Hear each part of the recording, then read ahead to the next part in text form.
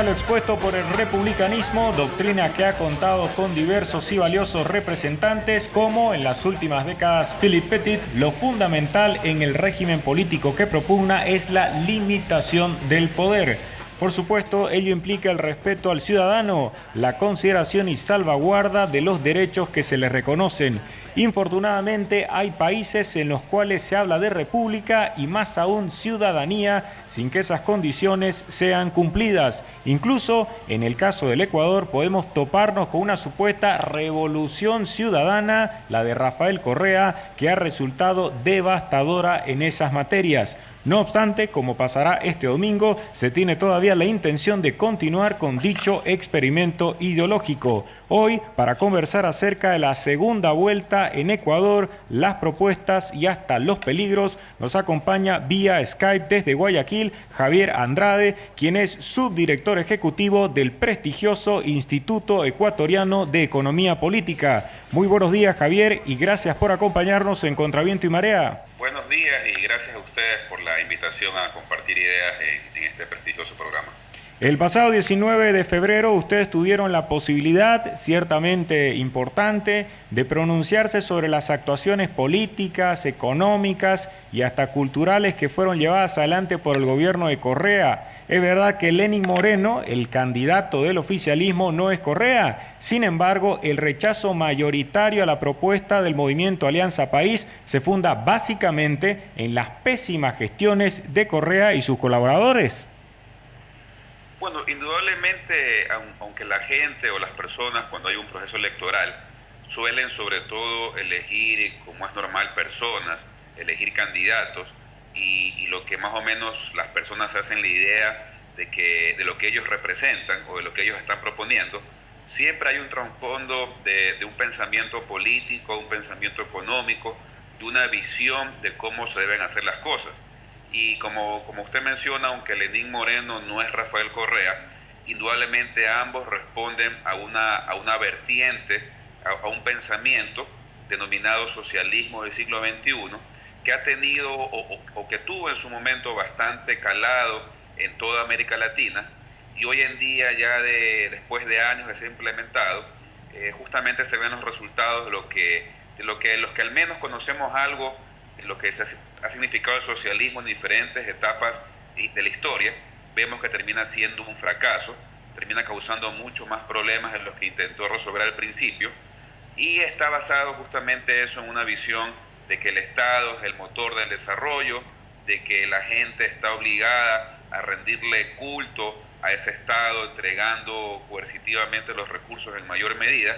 y que además siempre esto es insuficiente. Es decir, ante la creciente necesidad que tiene la gente, sobre todo la más pobre, hay que seguir extrayendo más y más recursos, hay que agrandar todavía mucho más el tamaño del Estado, hay que crear más secretarías, más ministerios, para con ello supuestamente resolver los problemas de la sociedad, y así vamos a un círculo vicioso que es interminable y que termina, como repito, históricamente devastando a los países desde el punto de vista económico, político, institucional e inclusive cultural, que es el problema quizás más de fondo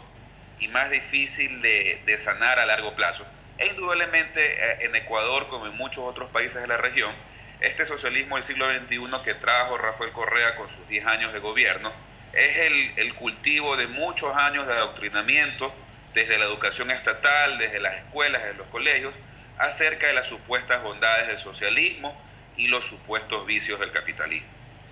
Tal como sucedió con los gobiernos que se adscribieron a ese célebre, pero no por ello positivo socialismo del siglo XXI, el régimen de Correa recibió incontables recursos económicos. No obstante, dejará el país con deudas de importancia, fundamentalmente chinas, instituciones débiles y peor aún, una cantidad relevante de personas que, como ha indicado nuestro invitado, han sido conducidas a la intolerancia y a una patológica dependencia del Estado, ya que finalmente han accedido a creer en muchas de las patrañas ideológicas que han sido pregonadas por el gobierno.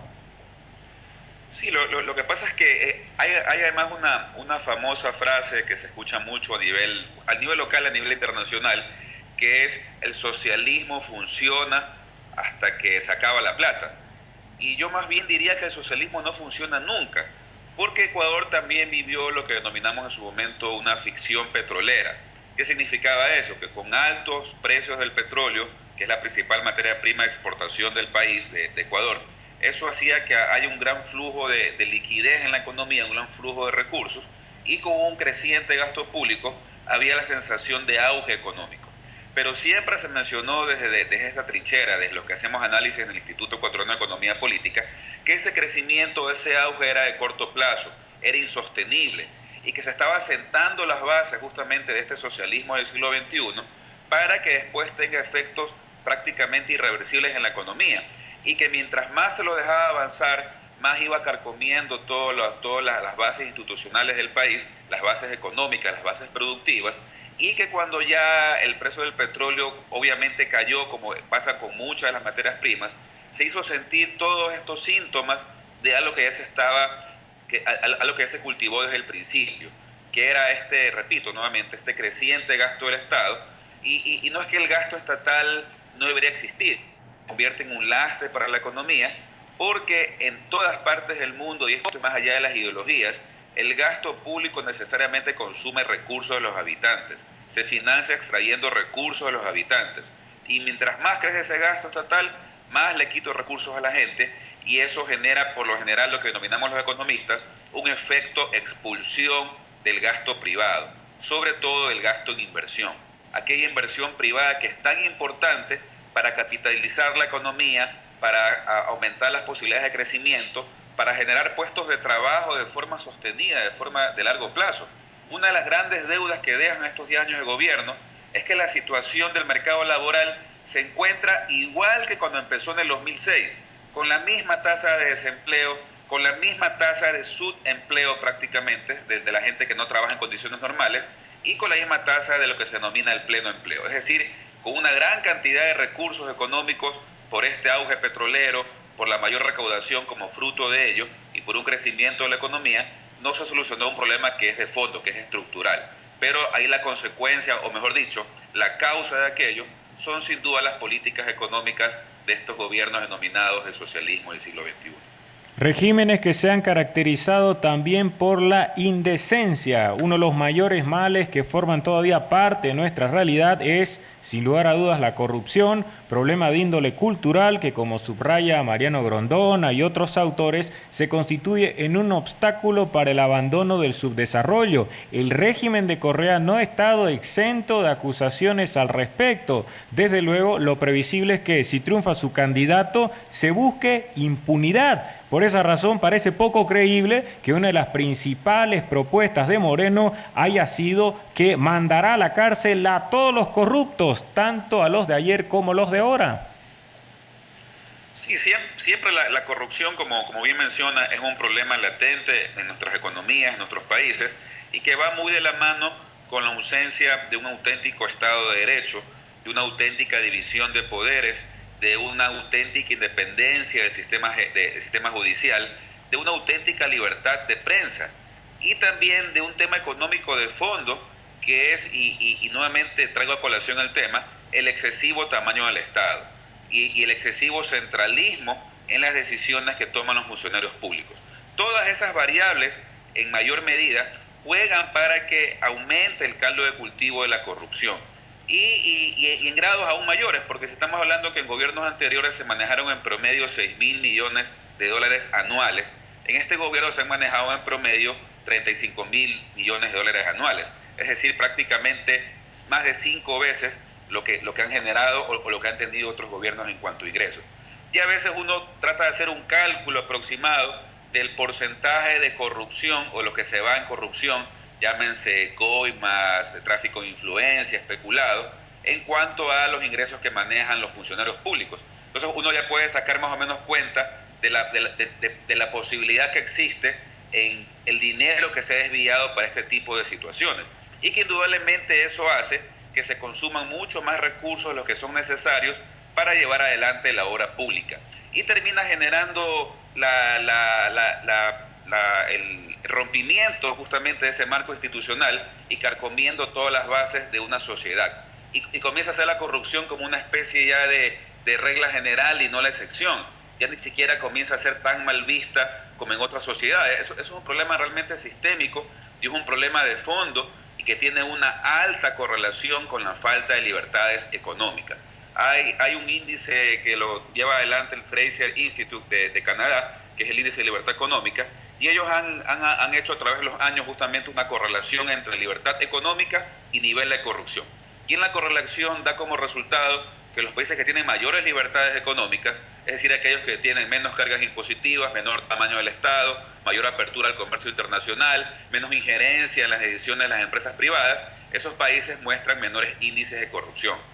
o mejores calificaciones en cuanto a combate a la corrupción. En cambio, los países que tienen menos libertades económicas, que tienen excesivos aparatos estatales, excesiva carga impositiva, restricciones al comercio internacional, mayor injerencia en la vida privada o en las decisiones de negocio de todas las empresas o de todos los agentes económicos, presentan mayores niveles de corrupción. Entonces podemos decir ahí que hay una correlación bastante importante y por ahí es donde hay que trabajar, pero tiene que haber primero voluntad política y segundo ir poco a poco desmontando un sistema económico y político que ha dado lugar a que esto se convierta en potencialmente un caldo de cultivo de la corrupción y que volvamos como siempre a depender de que lleguen buenos gobernantes.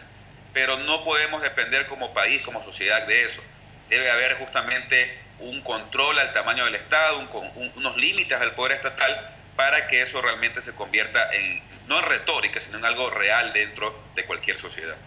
A propósito de economía, Lenin Moreno, cuyo nombre de pila ya debería invitarnos a la preocupación, no ha dejado de pregonar todo lo referente a la refinería del Pacífico. Básicamente apuesta porque Ecuador se convierta en exportador de todos los derivados del petróleo. Sin embargo, no considera que se siga así una tendencia que, marcada por el rentismo y la monoproducción, así como la monoexportación, resulta pues inadecuada para lograr un crecimiento sostenido. Y es otro de los males que acompañan no solo a gobiernos ecuatorianos, sino también a bolivianos y de otros lugares como Venezuela, que están apostando por la exportación de recursos naturales y por uno en particular para resolver todos los problemas estructurales.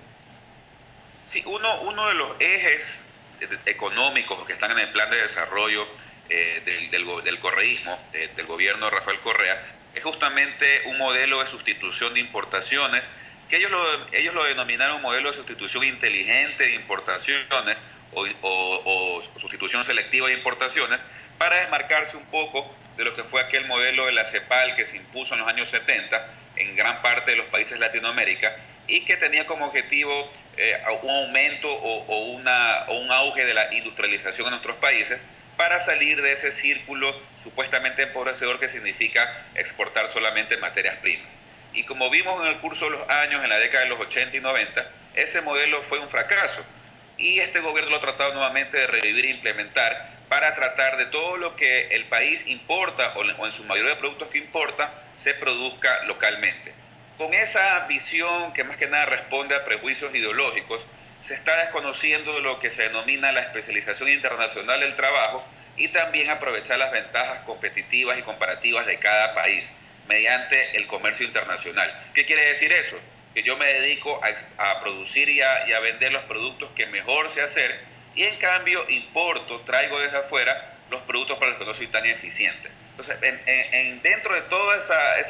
ese cambio en cuanto a patrones de producción, yo creo que también hay una tarea bastante grande de este gobierno, ¿no? Porque no se ha visto esa llamada industrialización en gran manera, no se ha visto que tampoco estamos saliendo de la dependencia de la materia prima petróleo en cuanto a que genera recursos en la economía, y más bien seguimos muy dependientes de la misma, y eso ha traído mucho más costos que beneficios. Prácticamente cuando no era un buen negocio, no era tan buen negocio refinar combustibles dentro de un país, a este gobierno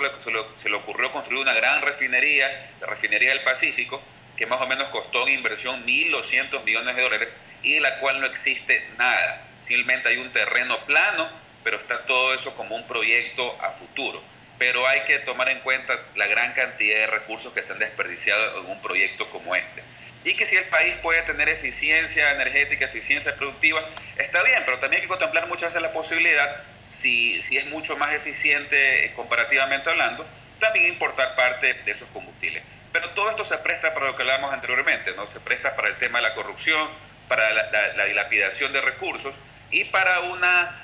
simplemente sostener a capa y espada, como de lugar, una ideología, aquella que consiste en cerrarse al mundo, aquella que todo se puede producir localmente y que no está aprovechando lo que es hoy en día el camino hacia el progreso. Los países, las sociedades que han ido hacia una apertura comercial, hacia tratar de tener mucho más dinamismo en cuanto a exportaciones e importaciones, son las que han salido adelante. Y así siempre lo ha demostrado la historia y lo sigue mostrando en estos días. Para mejorar ese panorama económico que hoy, sin ser dramáticos, podría ser calificado de crítico, el candidato de Correa ha ofrecido diferentes propuestas y hay una de importancia. Él habla de crear nada menos que 200.000 empleos, así como otorgar créditos para jóvenes emprendedores y empresarios de sectores estratégicos. Empero ha sido su propio gobierno el que de manera sistemática ha perjudicado la expansión de la iniciativa privada, al igual que la realización de cualquier actividad que tenga como principal sustento la libertad económica, y convengamos en que esa es la vía más efectiva a fin de generar más empleos y no así incrementar un Estado que regularmente lo único que genera son molestias. Sí, una de los puntales de la propuesta económica, como bien menciona Lenín Moreno, es justamente crear puestos de trabajo o dar trabajos desde la mayor cantidad de obra pública y sobre todo dirigido a la construcción de vivienda popular o vivienda para las personas de escasos recursos. Entonces él ha puesto un número aproximado de 300.000 casas en estos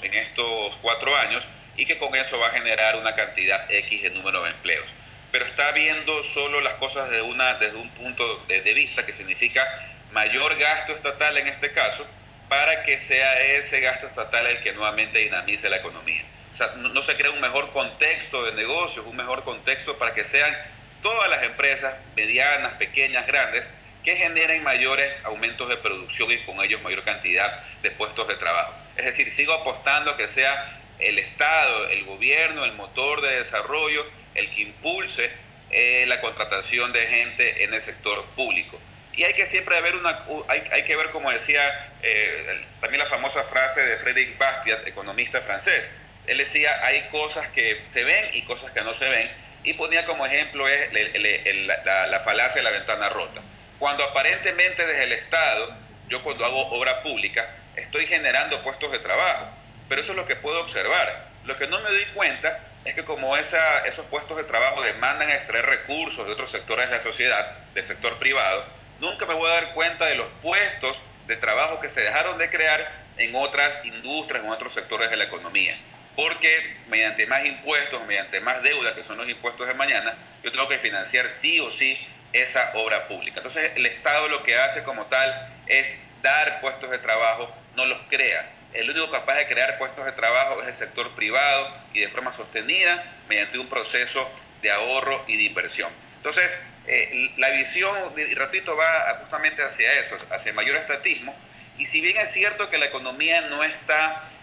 tan mal, o la economía se sostiene a pesar del Estado, a pesar de la acción del gobierno y no gracias a él, tenemos nosotros una política pública de libre mercado, la más importante, diría yo, en la historia republicana del Ecuador, que es haberle quitado hace 17 años a todos los gobiernos de turno, sin importar el color del partido político, haberle quitado la posibilidad de manipular nuestro dinero. ¿Qué significa eso? De imprimir dinero, de tener moneda propia, entre comillas, o moneda nacional. Cuando la economía se dolarizó en el año 2000, le quitamos esa posibilidad a los gobiernos, y eso generó una condición que es importante para la economía, una condición necesaria para el desarrollo, pero lamentablemente no suficiente, que es la estabilidad monetaria. Entonces el gobierno, por ejemplo, de Rafael Correa ha extrañado de gran manera no tener moneda propia, entre comillas, propia del gobierno, porque no es propia de la gente. La gente pierde poder adquisitivo cuando hay gran inflación, como pasa, por ejemplo, en Venezuela, a tratar de con eso solventar gasto público, supuestamente devaluar la moneda para generar competitividad del sector externo ante la devaluación o depreciación que han tenido Colombia y Perú de sus monedas. Entonces eso le ha quitado un rango de acción al gobierno, y permite que hoy en día la economía no se encuentre desbaratada o hacia un proceso de mayor destrucción debido a las políticas del socialismo del siglo XXI. Es decir, la dolarización en Ecuador demuestra que la libertad económica funciona, que la libertad económica, además de ser ética y moralmente correcta, además funciona en términos económicos, habiéndole quitado ese poder al Estado de manipular nuestro dinero a su antojo, depreciando la moneda, devaluándola, carcomiendo el poder adquisitivo de los salarios y sobre todo carcomiendo aquel activo que es el más valioso que tienen los más pobres, que es su dinero constante y sonante, su billete en el bolsillo, sus monedas en el bolsillo, así sea poco. Pero eso justamente es una política pública correcta, una de las mejores que se ha dado en la historia del Ecuador, por no decir la mejor, muy a lo contrario de lo que manifiesta el presidente Rafael Correa, que ha sido el peor error de política económica. Pero ahí justamente vuelven a estar dos visiones contrapuestas acerca de cómo se deben hacer las cosas desde la política pública. Además que la dolarización es una conquista, un gran logro en el cual participaron diferentes personas, prestigiosos economistas como Dora Dampuero, quien es fundamental en el Instituto Ecuatoriano de Economía Política, y siguiendo con la aplicación de esa política pública se impide que regímenes irresponsables populistas estén desencadenando escenarios marcados por las ilusiones, porque no se puede ilusionar o engañar ya a las personas, entregando, como en el caso de Venezuela, miles de bolívares que en los hechos no sirven absolutamente de nada. Esa ilusión de tener numerosos billetes en consecuencia no se puede concretar, lo cual genera más de una molestia en quienes pretenderían actuar de manera contraria para más o menos darle una apariencia de estabilidad a gobiernos que no cuentan con ninguna orientación sensata. Sí, siempre, y que ha pasado, por ejemplo, en Ecuador, sobre todo en los últimos 3 a 4 años, un elevado déficit fiscal, un nivel de gasto estatal bastante mayor que el nivel de ingresos, sobre todo a partir de la caída de los precios del petróleo. Entonces uno siempre se pregunta, hubiera sido lo más sencillo para un gobierno como el ecuatoriano, de corte populista, estatista, socialista, imprimir dinero a diestra y siniestra para justamente poder con eso financiar ese déficit fiscal. Y los niveles de inflación, dada la relación que existe entre el nivel de déficit, aproximadamente el promedio ha sido entre 6.000 a 10.000 millones de dólares de déficit fiscal, entonces se hubiera imprimido posiblemente dinero más o menos en esa cantidad. Y estuviéramos hablando en estos momentos de una inflación de 3 dígitos, si quieren en Ecuador, superior al 100%, debido a esto. Pero se hubiera mantenido aquella ilusión de que las cosas están bien, de que la economía sigue funcionando, pero comenzamos a generar esa especie de bola de nieve que va creciendo poco a poco y cuando nos damos cuenta es demasiado tarde. O puede pasar lo que ocurre en Venezuela, en que el gobierno, por ejemplo, de Nicolás Maduro, le echa la culpa de los precios altos al sector productivo, que hay una guerra económica, que el sector productivo es el que está provocando que los precios suban, y ahí viene el siguiente paso que es nefasto para cualquier economía, cuando el gobierno impone controles de precios para que no sigan subiendo en gran manera. Y la consecuencia siguiente de eso es lo que también vemos lo que pasa en Venezuela. Son perchas vacías, el sector productivo quiebra, el sector productivo tiene que cerrar las puertas y dejan de existir bienes y servicios dentro de los mercados, dentro de los supermercados y todos los centros de abasto que puedan existir para estos bienes y servicios, sobre todo los de primera necesidad. O sea, una combinación nefasta que por suerte Ecuador se lo ha evitado gracias a tener la dolarización, es justamente la impresión de dinero y los consecuentes controles de precios para tratar de evitar que los mismos estén creciendo. Y como siempre ocurre, nuestros gobernantes son muy hábiles para echar la culpa de todos los males a factores externos. Nada es culpa de las políticas públicas, nada es culpa de las políticas económicas, todas las decisiones que ellos toman son perfectas y técnicas, todo responde a las necesidades de los más pobres, todas van encaminadas al bien común, al buen vivir o como lo quieran llamar con toda esta retórica colectivista, pero indudablemente ellos en el fondo saben lo que están haciendo y están causando, sobre todo como pasa en los países latinoamericanos, una mayor dependencia porque lo que hacen es generar más pobreza. Y con ese discurso que divide a las clases sociales, que crea mucho más resentimiento inclusive en las mismas, se va hacia un círculo vicioso que no tiene fin. Pero siempre el país tiene una oportunidad de decidir su futuro, al menos en un momento en que va a las urnas y ver una opción que realmente vaya hacia un curso distinto, hacia un camino distinto y que genere en realidad libertad y prosperidad dentro de nuestros países. Y precisamente Javier Andrade, subdirector ejecutivo del Instituto Ecuatoriano de Economía Política, los ecuatorianos cuentan con una gran alternativa y este domingo tendrán que decantarse entre elegir la continuidad de un régimen que, como lo hemos subrayado, ha perpetrado diferentes despropósitos, perjudicando en definitiva al conjunto de la ciudadanía, y por otra parte está la propuesta de Guillermo Lasso, que si bien no cuenta con planteamientos inequívocamente liberales, que uno anhelaría naturalmente por sus convicciones doctrinarias, pues cuenta con una serie de promesas que sí permiten albergar la esperanza de que se restablezca un orden favorable a la libertad y que ha sido mortificado durante las largas presidencias de Rafael Correa. Sí, lo importante, yo creo, cuando hablamos de contexto político, contexto económico, de ese marco institucional necesario para que la sociedad funcione, cada quien desde sus planes particulares vaya impulsando desde su trinchera un mejor nivel de desarrollo. Eso se da en un ambiente de mayores libertades y sobre todo en un ambiente donde se limita el poder estatal. Lamentablemente las constituciones de nuestros países, en vez de limitar el poder del Estado, y hay que recordar que para eso surgieron las constituciones, para limitar el poder estatal, más bien le han otorgado poderes ilimitados en muchos casos, mayor injerencia en la vida económica y política de los ciudadanos, y eso al final trae sus frutos. No podemos darle la espalda a las leyes económicas. Las leyes económicas están ahí. Por eso las universidades, bueno, también hay diferentes matices, enseñan estas leyes económicas, enseñan cómo funciona la economía, pero a veces lamentablemente la retórica política o los intereses de grupos dan lugar a que se dé la espalda a esas leyes económicas y después se generan desastres que pasan una factura muy alta a la población. Entonces la opción de Guillermo Lasso representa en gran medida volver a no darle la espalda a esas leyes económicas, generar nuevamente institucionalidad y como siempre uno tampoco puede,